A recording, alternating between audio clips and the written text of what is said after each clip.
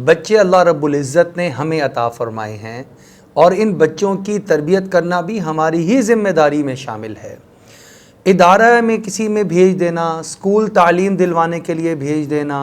یا یہ سمجھنا کہ میں تو اپنے کام میں کاروبار میں مصروف ہوں، اس وجہ سے مجھے ٹائم نہیں ملتا، اس کے استادوں کو چاہیے کہ اس کی تربیت کریں۔ پہلے اساتذہ ہی تربیت کیا کرتے تھے۔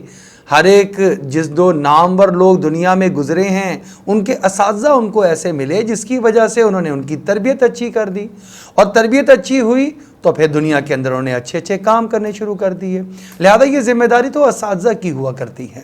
اور میں نے ادارے میں داخلہ دلوایا ہے، میں فیس دیتا ہوں اور اس کی ریپوٹیشن ادارے کی بڑی اچھی ہے، لہذا پوری کی پوری ذمہ داری میرے بچے کو تعلیم دینے کی بھی اور تربیت دینے کی بھی ادارے کے ذمے آ گئی۔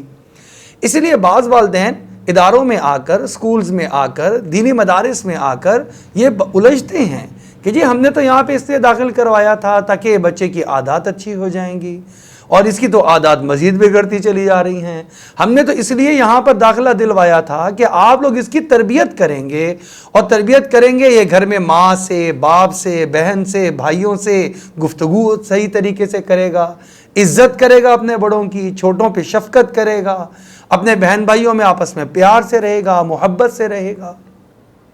یہ بات سمجھ لیجئے کہ بچے ہمارے ہیں تو ان کی تربیت کی سب سے پہلی بنیادی اور بڑی ضرورت بھی ہمیں ہی ہے، اور ذمہ داری بھی ہماری ہی ہے۔ ہم ہی اپنے بچوں کی اچھی تربیت کر سکتے ہیں۔ اب بچوں کی تربیت کرنے میں ایک چیز کا بہت خیال رکھنا چاہیے کہ بچوں کو یہ سکھانے کی ضرورت ہے کہ بچوں بات کس طرح کی جاتی ہے۔ جب آپ نے بات کرنی ہے کسی سے تو بات کرنے کا طریقہ کیا ہوگا، یہ بہت ہی اہم چیز ہے جو سکھانے والی چیز ہے۔ آج ہم بچوں کو بات کرنا نہیں سکھاتے۔ ہم دیکھتے ہیں کہ ہمارے گھر کے اندر کوئی مہمان آیا،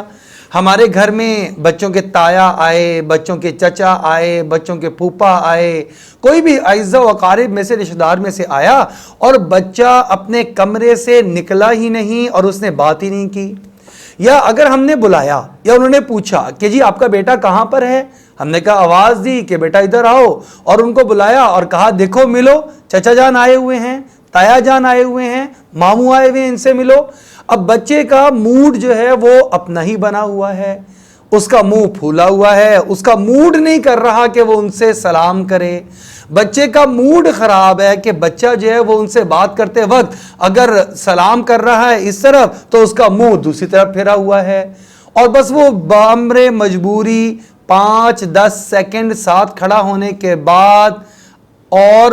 چچا یا ماموں اس سے کوئی بات پوچھ رہے ہیں، اس کا ہاں میں، نا میں، یا صرف سر ہلا کر جواب دے رہا ہے، اور بعض تو یہ بھی نہیں کرتے۔ اب ان کو سکھانے کی ضرورت ہے کہ اپنے بڑوں سے کس طرح بات کی جاتی ہے۔ جب کوئی سوال پوچھے تو اس کا سوال کا باادب طریقے سے کیسے جواب دیا جاتا ہے۔ اگر ہم یہ کہہ کر چھوڑ دیں گے لگتا ہے موڈ خراب ہے، ابھی اس کا موڈ نہیں ہے، تو یہ ہم غلطی کر رہے ہیں۔ بچوں کی تربیت میں یہ چیز شامل ہے کہ اس کے والد، اس کی والدہ بچوں کو بات کرنے کا درست اور صحیح طریقہ یہ تعلیم دیں اور سکھائیں۔ بچوں کو بتائیں کہ جب اپنے سے بڑے سے بات کرتے ہیں تو جناب اور آپ کر کے بات کرتے ہیں، تم یا تو کر کے نہیں بلایا کرتے۔ اور جب اپنے ہم عمر، ہم عصر دوستوں سے، بہن بھائیوں سے بات کرتے ہیں تو تب بھی عزت کو ملحوظ خاطر رکھتے ہیں، برادر کہتے ہیں، برادرم کہتے ہیں، اور اچھے انداز سے آپ کہہ کر بات کرتے ہیں۔ جب اپنے چھوٹوں کے ساتھ آپ کی بات چیت ہو رہی ہو تو آپ کو اس میں شفقت کا عنصر بیچ میں شامل کرنا چاہیے۔ آپ ان کے لیے شفیق بنیں، ان کو اچھی بات سکھائیں، اچھی رائے دیں۔ اور اگر منہ پھلا لیا بچے نے اور جس سے بھی بات کرتا ہے بڑے روٹ انداز سے بات کرتا ہے، 2-3 چیزیں بڑی درست کرنے والی ہیں ہمارے اپنے بچوں کے اعتبار سے۔ پہلی چیز یہ کہ بچہ منہ پھلا کر بات نہ کرے۔ وَلَا تُصَعِّرْ خَدَّكَ لِلنَّاسِ،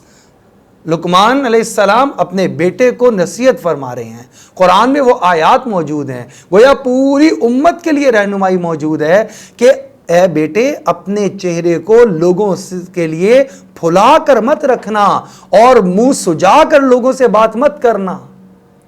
اور دوسری بات یہ کہ بعض دفعہ بات بچہ کر رہا ہوتا ہے تو چیخ کر بات کر رہا ہوتا ہے، بہت زور لگا کر بات کرتا ہے، وہ ایسے لگتا ہے جیسے بچہ بات نہیں کر رہا بلکہ ڈانٹ رہا ہے، یا بچہ بات نہیں کر رہا بلکہ چیخ رہا ہے۔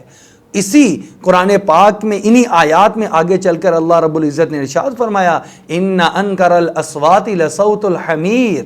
کہ ناپسندیدہ ترین آوازوں میں گدھے کی آواز ہے، اور جانوروں میں جتنی اونچی آواز سے گدھا بولتا ہے اتنا کوئی اور جانور نہیں نہناتا۔